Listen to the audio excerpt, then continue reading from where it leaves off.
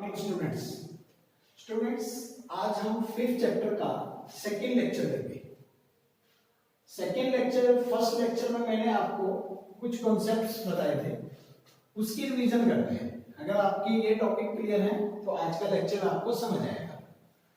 तो सबसे पहले हम अब तक की रिवीजन करते हैं कि क्या आपको ये सब सिंबल्स क्लियर हैं कि ये किस चीज को डिनोट करते हैं। A12 capital A12, capital A 1/2, तो ये तीनों में क्या फर्क रहेगा? अगर कहीं मैंने लिखा A12 स्मॉल लेटर A और फिर सफिक्स में लिखा 12, तो ये कह रहा था कि हम सिर्फ मैट्रिक्स के एक एलिमेंट की बात कर रहे हैं जो फर्स्ट रो और सेकंड कॉलम में फॉल करता है। रो कौन सी में? फर्स्ट में, और कॉलम कौन सी में? सेकंड में जो फॉल करे, ऐसे एलिमेंट को 12 नंबर से डिनोट करेंगे। A12 ये एलिमेंट के लिए डिनोट किया जाता है। जब हम कैपिटल A12 लिखेंगे तो वो उस एलिमेंट के कोफैक्टर को डिनोट करेगा। इससे पहले लेक्चर 6 में मैंने आपको कोफैक्टर्स निकालने सिखाए कि किस तरीके से कोफैक्टर और माइनर्स निकाले जाते हैं। तो 12 एलिमेंट का जब हम कोफैक्टर निकालें तो उसको डिनोट किया जाता है A12 से, कैपिटल A12 से। अगर मैट्रिक्स का नाम A है तो, अगर मैट्रिक्स का नाम B होता तो उसके कोफैक्टर का नाम बनता B12 एलिमेंट के अकॉर्डिंग। उसके बाद एक बताया गया कैपिटल A के सफिक्स में 1/2 लिखना। तो ये शो करता है कि आज का जो मैट्रिक्स है वो A नाम से रखा गया होगा और उसका ऑर्डर 1/2 रहा होगा। ये इस बात को डिनोट करता है। जब बीच में मल्टीप्लाई का साइन आ जाए तो ये वो ऑर्डर की तरफ हमारा इशारा ले जाता है। तो 1/2 क्या शो कर रहा है कि ये आज का जो मैट्रिक्स A है उसमें रो तो 1 रहेगी और कॉलम उसमें जरूर 2 रही होंगी, तभी इसका नाम 1/2 लिखा है। ये मैंने आपको पिछले टॉपिक्स की रिवीजन दी है। अब आज का बहुत इंपॉर्टेंट टॉपिक शुरू करते हैं, जो आगे अगर आपको ये टॉपिक क्लियर हुआ तो आगे आपका 6 मार्क्स का क्वेश्चन इसी टॉपिक पे बेस्ड है। तो आपको ये जरूर समझना है, क्योंकि जो एग्जाम में 6 मार्क्स का क्वेश्चन आता है वो इसी पे बेस्ड है। लगभग 70-80% आप टॉपिक समझ चुके होंगे, सिर्फ 20% और ऐड होगा उसमें और 6 मार्क्स का क्वेश्चन बन जाएगा। तो क्या सीख रहे हैं आज हम? किसी मैट्रिक्स का इनवर्स कैसे निकालते हैं। Inverse of matrix, inverse of A matrix A, अगर मैट्रिक्स को A से डिनोट किया गया तो उसका इनवर्स A⁻⁻1 से डिनोट किया जाता है। ये आप पढ़ लीजिए। इसको A की पावर -1 कोई नहीं पढ़ेगा, आप सभी इसको A इनवर्स पढ़ेंगे। इनवर्स ऑफ A इनवर्स कुछ भी बोल सकते हैं आप इसको। तो A इनवर्स का फार्मूला देख लीजिए आप, क्या है? 1/डिटरमिनेंट of A into adjoint of A। ये एक फार्मूला है, याद कीजिए। 1/डिटरमिनेंट of A into adjoint of A। Adjoint of A भी अभी तक आपको नहीं पता क्या होता है, वो भी आज इस क्वेश्चन में क्लियर हो जाएगा। और A इनवर्स हमेशा नहीं निकल सकता, हर मैट्रिक्स का A इनवर्स नहीं निकल सकता, सिर्फ उन्हीं का निकल सकेगा जिनके मैट्रिक्स के डिटरमिनेंट की वैल्यू 0 ना बने। यानी वो अगर नॉन सिंगुलर मैट्रिक्स हो तो उसका A इनवर्स निकल सकता है, नहीं अगर वो सिंगुलर मैट्रिक्स हुआ तो उसका A इनवर्स पॉसिबल नहीं है। जिसका डिटरमिनेंट 0 नहीं होता उसको नॉन सिंगुलर मैट्रिक्स कहते हैं, ये मैं पहले बता चुका हूं। एक बार दोबारा से फार्मूला तैयार करते हैं। A इनवर्स का फार्मूला है 1/डिटरमिनेंट of A into adjoint of A। और कंडीशन क्या सुन रहे हैं? कंडीशन बनती है कि determinant of A not equal to 0। अब एक क्वेश्चन लेते हैं, इससे आपको क्लियर होगा। Find the inverse of A matrix. एक मैट्रिक्स दिया गया 3/3 का और इसका हमें इनवर्स निकालना है। तो जब हम कभी इनवर्स की बात करते हैं तो पूरा प्रोसेस क्वेश्चन का 3 स्टेप्स में मैं डिवाइड कर लेता हूं। तो इसमें पहली स्लाइड में मैं आपको फर्स्ट स्टेप समझाऊंगा। मैट्रिक्स, इस मैट्रिक्स को A नाम से हमने डिनोट कर लिया कि इसको हम लेट कर लेते हैं, ये मैट्रिक्स A है। तो पहले स्टेप में हम क्या करेंगे? इस मैट्रिक्स का डिटरमिनेंट वैल्यू निकालेंगे। क्यों निकालेंगे? क्योंकि हमें बाद में A इनवर्स में जरूरत पड़ती है डिटरमिनेंट ऑफ A की। तो सबसे पहले हम इसको डिटरमिनेंट ऑफ ए में कन्वर्ट करेंगे। जैसे ही मैट्रिक्स को डिटरमिनेंट ऑफ ए में कन्वर्ट करते हैं तो ये सिंबल बन जाता है और मैट्रिक्स की ब्रैकेट्स को हटा के हम डिटरमिनेंट की ब्रैकेट्स डाल देंगे। एलिमेंट्स वही हैं लेकिन हमने इसको डिटरमिनेंट में कन्वर्ट कर दिया। अब इसकी वैल्यू निकालने के लिए हम इसको एक्सपेंड कर रहे हैं थ्रू फर्स्ट रो। इसको एक्सपेंड फर्स्ट रो से भी कर सकते हैं, फर्स्ट कॉलम से भी कर सकते हैं, सेकंड रो से भी, सेकंड कॉलम से भी, थर्ड रो से भी, थर्ड कॉलम से भी। ये मैंने सब आपको इससे प्रीवियस लेक्चर में बताया था और सभी रूट से आंसर सेम आता है। तो अभी हम कौन सा रूट यूज कर रहे हैं? अधिकतर हम यही वाला रूट यूज किया करेंगे, एक्सपेंड बाय फर्स्ट रो। तो फर्स्ट रो पे जब हम एक्सपेंड करेंगे तो हम एक बार 3 को, एक बार -2 को और एक बार 3 को हेड बनाएंगे और जब बीच वाले मेंबर को हेड बनाते हैं तो उसका साइन चेंज करके लिखते हैं। यहाँ पे -2 है तो आप +2 लिखेंगे, ना आप यहाँ साइन चेंज करेंगे ना यहाँ, क्योंकि आपको इससे पिछले लेक्चर में हमने बताया था कि ये प्लस, यहाँ माइनस और यहाँ प्लस होता है और उसका रीजन भी बताया था कि ऐसा होता क्यों है। तो आज हमने यहाँ पे सेम वैल्यू लिखी 3, लास्ट में भी हमने सेम वैल्यू लिखी 3, लेकिन बीच वाले के लिए हमने -2 दिख रहा है लेकिन लिखी यहाँ +2। तो सेंटर वाले एलिमेंट को जब हम हेड बनाते हैं तो उसका साइन चेंज कर देते हैं और जब हम 3 पे डिलीट करते हैं तो इसकी पूरी की पूरी रो 3 पे खड़े होके और पूरे की पूरी एक कॉलम डिलीट करने के बाद जो 4 मेंबर बचते हैं 2/2 के, वो हमने लिख दिए 1 -1 -3 एंड 2। और जब हम -2 पे डिलीट करते हैं तो इसके समय में ये जो रो है ये डिलीट और ये कॉलम डिलीट, तो वो जो 4 मेंबर बचते हैं 2/2 की फॉर्म में वो लिख लिए गए 2 -1 4 3। 3 पे खड़े होकर जब हम डिलीट करते हैं तो पूरी एक रो डिलीट हो जाती है, पूरी एक कॉलम डिलीट हो जाती है। तो फिर हमारे पास वो जो 4 एलिमेंट बचते हैं वो बचते हैं 2 1 4 -3।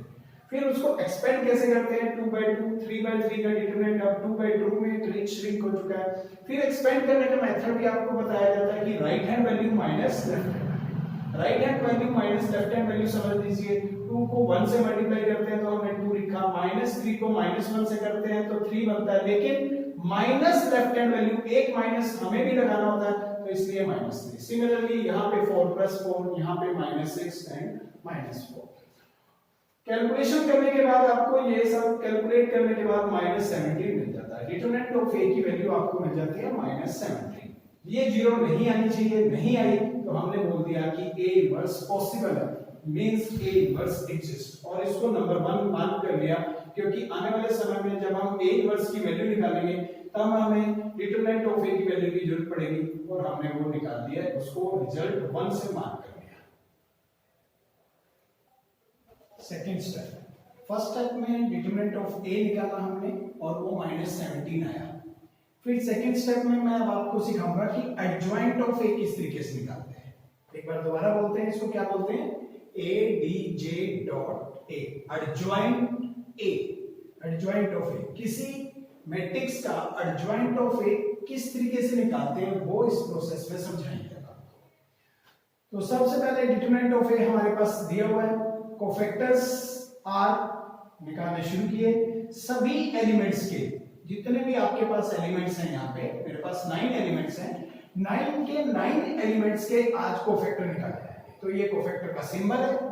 अगर मैट्रिक्स को ए से किया है तो कैपिटल ए के सफिक्स में 11 विदाउट क्रॉस डाले बीच में अगर आप लिख देते हैं तो वो कोफैक्टर का सिंबल बन जाता है। तो 11 नंबर, 12 नंबर, 13 नंबर, 21, 22, 23, 31, 32, 33 ये सभी एलिमेंट्स के कोफैक्टर्स हैं। तो जब हम 11 नंबर वाले एलिमेंट का कोफैक्टर निकालना शुरू करते हैं तो कैपिटल A11 लिखा जाता है और कोफैक्टर निकालते समय बाहर प्लस माइनस भी लिखना पड़ता है, तो वो -1 raise to power i + j लिखना होता है, तो i + j। फिर यहाँ पे i + j 1 + 2, इसके हिसाब से i + j 1 + 3, 3 + 1, 2 + 2, 2 + 3 एंड सेम। फिर अब इसके बाद यहाँ डिटरमिनेंट के वो 4 एलिमेंट कौन कौन से बचे वो किस तरीके से डिसाइड करते हैं। 3 जब हम 11 नंबर के हिसाब से सोच रहे हैं तो मतलब हम इस 3 के बारे में सोच रहे हैं। वही 3 क्या है कि डिलीट कर दीजिए पूरी रो पूरी कॉलम, तो वो जो 4 मेंबर बचे वो ये वाले हैं 1 -1 -3 2, यही हमने यहाँ लिखे हैं। फिर एक बार 12 पे देख लीजिए, 13 पे देख लीजिए, मैं 21 पे दोबारा दिखा देता हूँ। 21 पे अगर हम करेंगे तो ये पूरी रो डिलीट कर देंगे, पूरी एक कॉलम डिलीट कर देंगे, तो वो जो 4 मेंबर बचेंगे वो बचे हमारे पास -2 3 -3 2, तो वही हमने यहाँ पे लिखे होंगे -2 3 -3 एंड 2। इस तरीके से 22 भी 23 भी सब निकाल सकते हैं। एक और समझा देते हैं, सपोज हम -3 वाला समझा रहे हैं आपको, 32 वाली सीट वाला, तो पूरी एक रो डिलीट कर दीजिए, पूरी एक कॉलम डिलीट कर दीजिए, तो वो जो 4 मेंबर बचते हैं वो बचते हैं 3 3 2 -1। तो 3 3 3 2 -1 हमने यहाँ पे लिखा। इस तरीके से हमने ये सारे एलिमेंट्स निकाल लिए। अगर कोई डाउट है तो आप उससे पर्सनली फोन पे भी बात कर सकते हैं, आपको बड़ी इजीली समझ आ जाएगा। अब इसकी कैलकुलेशन किस तरीके से करनी है, right hand value minus left hand value. यहाँ से आपको प्लस मिला, मैंने वो प्लस दिखाया, यहाँ से आपको 3 पावर होने की वजह से माइनस बचा, वो आपको दिखाया। फिर बाकी अंदर ब्रैकेट में मैं आपको right hand value minus left hand value calculation दिखा रहा हूँ। 2 2 जब 4 बनता है, और ये बनता -4 है, लेकिन हमने +4 लिखा, क्यों? क्योंकि राइट हैंड के बाद लेफ्ट हैंड जब लिखते हैं तो माइनस लिखते हैं। वैल्यू डिटरमिनेंट 2/2 का सॉल्व करना है तो आपको क्या मेथड यूज करना है, right hand value minus left hand value. इस तरीके से आप बीच में से एक और देख लीजिए, सपोज ये कैलकुलेशन सीखनी है आपने, तो -1⁵ बनता है, तो माइनस तो बाहर रहेगा, और यहाँ पे राइट हैंड वैल्यू आपको -9 दे रही है और लेफ्ट हैंड वैल्यू आपको -8 दे रही है, लेकिन हमने +8 लिखा। रीजन, क्योंकि right hand minus left hand है, तो वो माइनस माइनस प्लस हो जाएंगे, तो 8 हो गया। तो यहाँ से बैलेंस बचा -1 और एक माइनस बाहर भी है, तो वो +1 हो गया। ये सभी कैलकुलेशंस आपको बड़े आराम से समझ आ जाएंगे। तो कोफैक्टर्स हमने सभी निकाल लिए हैं, और फिर उसके बाद एडजॉइंट ऑफ ए निकालने का तरीका है कि कोफैक्टर्स को मैट्रिक्स में लिखिए और उसका ट्रांसपोज कर दीजिए।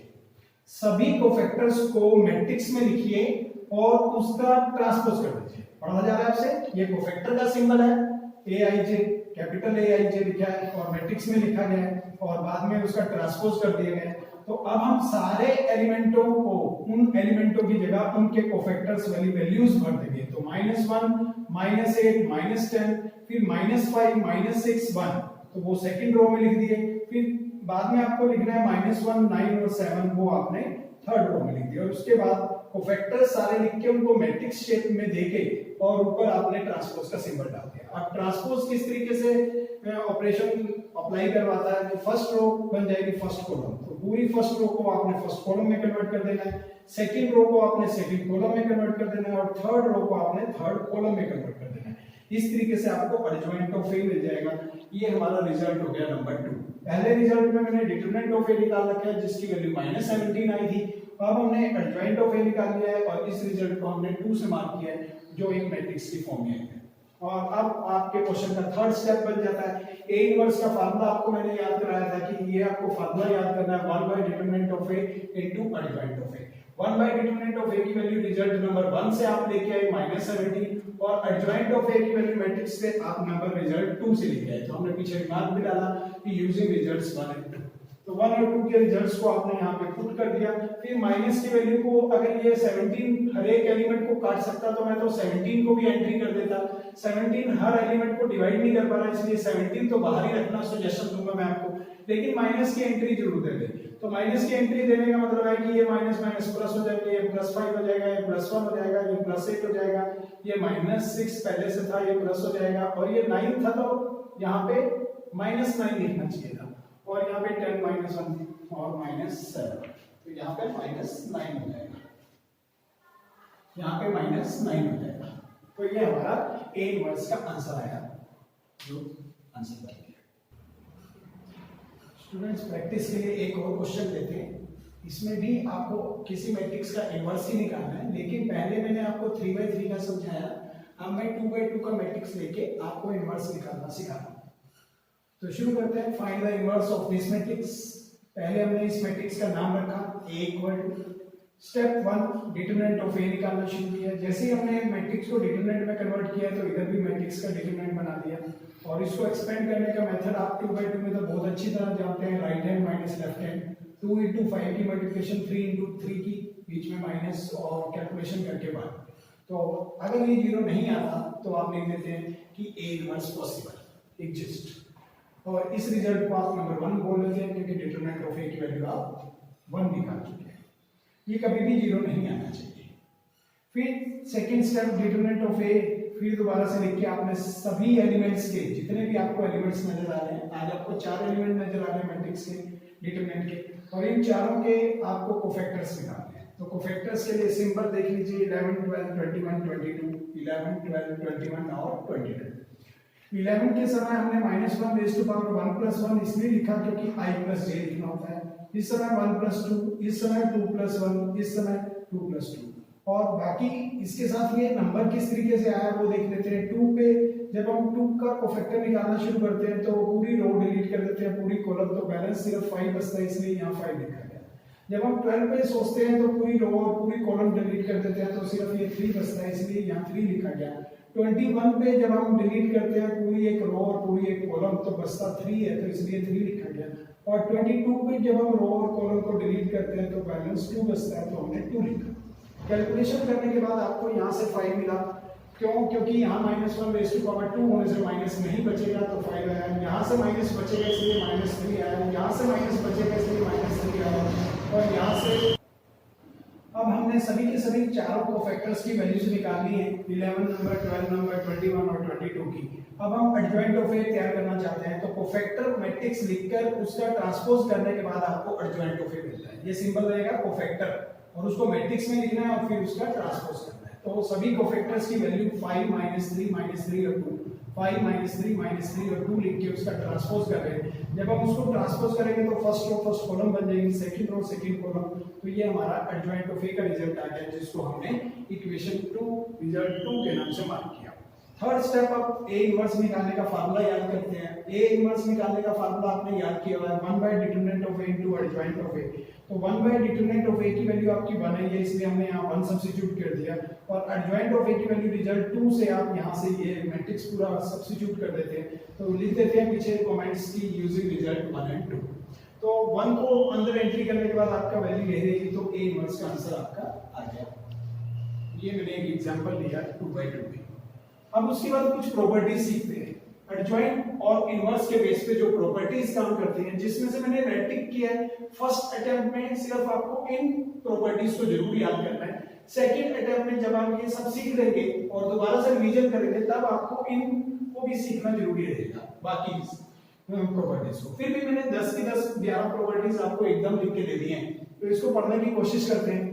फर्स्ट लिखिए कि अगर कभी ए इनवर्स निकले और उसको दोबारा मैट्रिक्स से मल्टीप्लाई कर दिया जाए, और या फिर ए इनवर्स को मैट्रिक्स से मल्टीप्लाई कर दिया जाए, तो हमेशा आई आएगा। आप चेक करना चाहें तो चेक कर सकते हैं। जैसे ये ए इनवर्स आया, ये हमारे पास मैट्रिक्स ए है, अगर हम इन दोनों की मल्टीप्लिकेशन करें, मल्टीप्लिकेशन आपको करनी आती है, तो वो आई आएगा। आई कितने बाय कितने का आएगा? क्योंकि ए 2/2 का है, तो आई भी 2/2 का आएगा। अगर ए 3/3 का होगा तो आई भी 3/3 का आएगा। तो इस तरीके से आप सोच सकते हैं। तो यहाँ पे लिखा गया, जिसमें एक चीज और बताएगी आपको कि ए, इसको तो आप बोलते हैं ए इनवर्स, और जिस मैट्रिक्स का आप ए इनवर्स निकालते हैं उस मैट्रिक्स को इनवर्टिबल मैट्रिक्स बोलते हैं। देखिए दोबारा से समझिए, ये क्वेश्चन दिया गया, हमें इसका इनवर्स निकालना है। तो अगर हमसे कोई पूछता है कि आज आप इसका इनवर्स बताइए इस क्वेश्चन का, तो वो तो यहाँ पे inverse of A matrix A. लेकिन अगर पूछा जाए कि इनमें से इनवर्टिबल मैट्रिक्स कौन सा है, तो आप इसको बोलेंगे A is an invertible matrix। जिस मैट्रिक्स का इनवर्स पॉसिबल निकल सके उसको मैट्रिक्स को हम इनवर्टिबल मैट्रिक्स बोलते हैं। ये एक नया टर्म भी आपको मैंने बताने की कोशिश की, बहुत इंपॉर्टेंट नहीं है, पर आप इसको याद रखिए। ए भी अगर रेज़ टू पावर इनवर्स लिखा हुआ है, तो वो अगर आपने कैलकुलेट करना है, तो ये आपको समझा रहा है कि ए और बी मैट्रिक्स की पहले आपको मल्टीप्लाई करनी पड़ेगी, फिर उसका इनवर्स इसी 3 स्टेप से आप निकालेंगे। और इसका राइट हैंड साइड भी समझ लीजिए कि अगर आप इसको खोल दें, इस प्रॉपर्टी को, इस ब्रैकेट को, तो B inverse into A inverse बनता है। बी इनवर्स वाले आंसर को ए इनवर्स से मल्टीप्लाई कर दे तो आपकी लेफ्ट हैंड साइड वाले आंसर के बराबर आएगा। अगर 3 मैट्रिक्स की मल्टीप्लिकेशन करने के बाद उसका इनवर्स निकालना हो, तो वो भी इस तरीके से रिवर्स ऑर्डर में खुल जाएगा, सी इनवर्स, बी इनवर्स और ए इनवर्स। ये लिखा गया है कि किसी मैट्रिक्स का ट्रांसपोज करने के बाद उसका इनवर्स निकाला जाए, या पहले मैट्रिक्स का इनवर्स निकाल लिया जाए बाद में ट्रांसपोज किया जाए, दोनों वैल्यूज सेम रहती है। इस प्रॉपर्टी में ये समझाया गया कि अगर ए इनवर्स निकाल लिया जैसे हमने, और इस ए इनवर्स वाले आंसर का अगर हम डिटरमिनेंट निकालें, तो वो ए का जो डिटरमिनेंट निकला था उसका -1 पावर करने के बाद जो आंसर आएगा वो दोनों सेम होंगे। तो ये भी आप कर सकते हैं चेक। फिर फिफ्थ प्रॉपर्टी में आपको सिखाया गया कि एडजॉइंट ऑफ ए को अगर हम ए से मल्टीप्लाई करें, या एडजॉइंट ऑफ ए को ए से प्री और पोस्ट में रखा, तो determinant of A into I आता है। आई कितने बाय कितने का, फिर मैं बताना चाहता हूं, जितने बाय जितने का ए होगा उतने बाय उतने का आई होगा। तो यह हमने बताने की कोशिश की है n is the order of the given square matrix. फिर एडजॉइंट ऑफ ए बी, अगर ए और बी मैट्रिक्स की मल्टीप्लाई करने के बाद उसका एडजॉइंट निकालना हो तो वो एडजॉइंट ऑफ बी अलग से निकाल लिया जाए, एडजॉइंट ऑफ ए अगर अलग से निकाल लिया जाए और दोनों की मल्टीप्लाई कर दी जाए तो वो दोनों सेम रहेंगे। एडजॉइंट ऑफ ए ट्रांसपोज करने के बाद अगर उसका एडजॉइंट निकाला जाए और यहाँ पे लिखा गया कि एडजॉइंट ऑफ ए पहले कर दिया जाए बाद में ट्रांसपोज किया जाए तो दोनों साइड सेम होती हैं।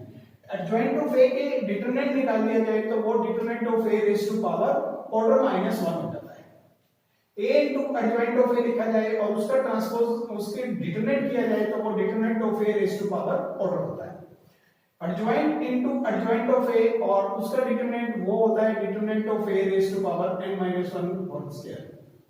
Adjoint of A into adjoint of A without determinant हो तो वो होता है determinant of A raise to power n-2 into a।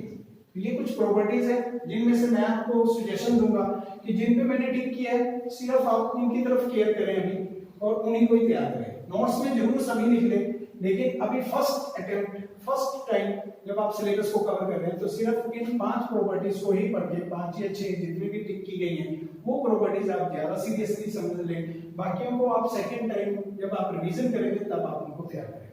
तो ये मैंने यही कुछ नोट में लिखने की कोशिश की है। Tick mark properties are very important properties based on the adjoint and inverse of the matrix. हाँ स्टूडेंट्स लेक्चर 7 की बिल्कुल लास्ट क्लोजिंग कर रहा हूं मैं अब आपको असाइनमेंट देने जा रहा हूं। Assignment number 7। इस असाइनमेंट में मैंने टोटल 6 क्वेश्चंस दिए हैं जिसमें आपको इनवर्स की नॉलेज आनी चाहिए कि इनवर्स किस तरीके से निकालते हैं, एडजॉइंट किस तरीके से निकालते हैं, ए स्क्वायर किस तरीके से निकालते हैं। थर्ड चैप्टर में जब हम पढ़ा रहे थे आपको तो आपको बताया गया था ए मैट्रिक्स को ए से मल्टीप्लाई करने से ए स्क्वायर मिलता है।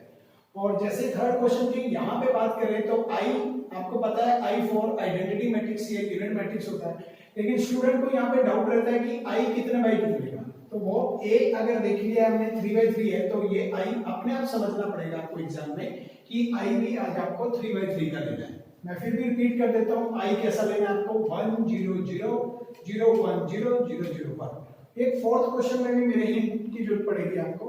इस क्वेश्चन में ए दिया गया है और बी की वैल्यू ना दे करके बी इनवर्स की वैल्यू दे दी गई है और हमसे डिमांड किया गया कि ए बी की मल्टीप्लाई करके फिर उसका इनवर्स निकालिए। तो स्टूडेंट सोचता है कि जब मेरे पास बी है ही नहीं तो मैं ए और बी की मल्टीप्लाई कैसे करूं। बिल्कुल जायज है। जब उसके पास बी नहीं है तो वो सोचता है कि बी शायद सर ने गलत लिख दिया होगा कि यहाँ बी होगा लेकिन बी इनवर्स लिख दिया होगा। नहीं, ऐसा नहीं है, गलत नहीं है ये।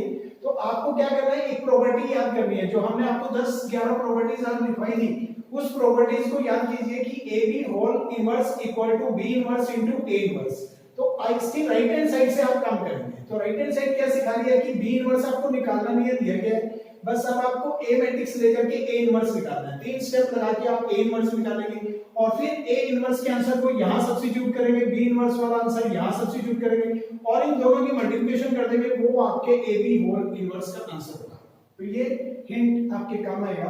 बाकी सभी क्वेश्चंस मुझे लगता है कि आप कर पाएंगे। फिर भी अगर कोई डाउट रहता है तो आप मुझे पर्सनली मेरे नंबर पे कॉल कर सकते हैं और मुझसे हेल्प ले सकते हैं। Thank you.